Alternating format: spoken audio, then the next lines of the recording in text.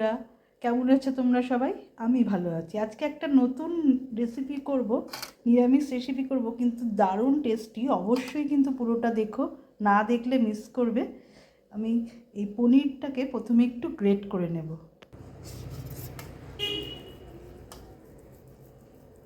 এরকমভাবে একটু গ্রেট করে নেব।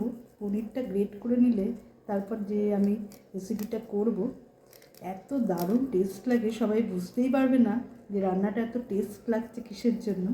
সত্যি পনিরটা দিয়ে করলে একদম পুরো অন্যরকম লাগবে, তাই ভাবলাম তোমাদের সঙ্গে শেয়ার করি। এইভাবে পুরো ম্যাশ করে নেবে। চলো পুরোটা গ্রেট করে নিই। দেখো গ্রেট করা হয়ে গেছে, এবার পনিরটাকে তুলে নিচ্ছি। এবার দেখো আমি আলু নিয়ে নিয়েছি। আলুগুলোকে এরকমভাবে দু টুকরো করবো, ছোটও করতে পারো, তোমাদের যার যেরকম খুশি। এরকমভাবে কেটে নিয়ে আমি এগুলোকে সেদ্ধ করব। দেখো আলুগুলোকে ভালো করে ধুয়ে নিয়ে জল দিয়ে দিয়েছি। এর মধ্যে আমি হাফ চামচ নুন দিয়ে দিলাম। এবার এগুলোকে সেদ্ধ করে নিচ্ছি। কড়াইতে তেল দিয়ে দিয়েছি, এবার দুটো তেজপাতা দিয়ে দিচ্ছি।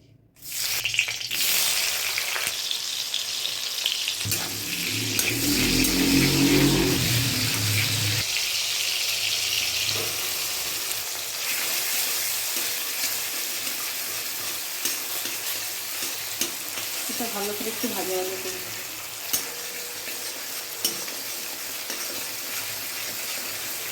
আদা, হলুদ,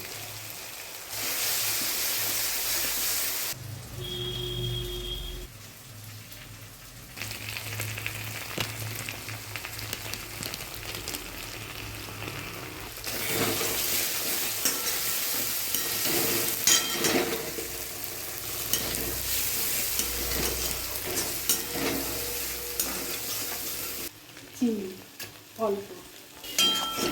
মশলাটা ভাজা ভাজা হয়ে গেছে, এবার আলুগুলো দিয়ে দেবো। সামান্য একটু জল দিলাম।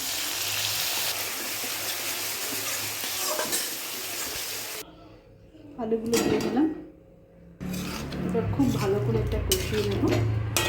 দেখি বন্ধুরা কি সুন্দর হয়েছে। নিরামিষই এত সুন্দর হয়, তোমরা রুটির সঙ্গে, পরোটার সঙ্গে, ফ্রাইড রাইসের সঙ্গে দারুণ লাগবে। বাচ্চা বড় সবাই ভালোবাসবে। অবশ্যই কিন্তু একবার ট্রাই করো। এটা একটু ভালো করে কষিয়ে নিয়ে অল্প পরিমাণ জল দেবো, বেশি জল না।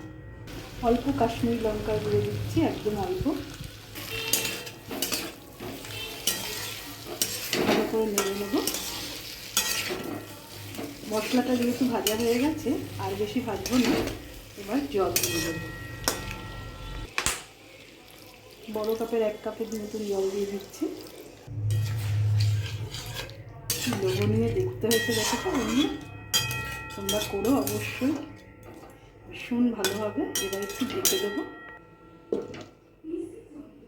5 মিনিট কম আছে, এটা একটু ফুটিয়ে নেব। ঢাকনাটা খুলে দেখে নেব। দেখুন বন্ধুরা হয়ে গেছে। আপনারা কেমন হয়েছে বন্ধুরা জানিও, অবশ্যই কমেন্ট করো। ভালো লাগলে লাইক, কমেন্ট, শেয়ার করো। সবাই ভালো থেকো, সুস্থ থেকো।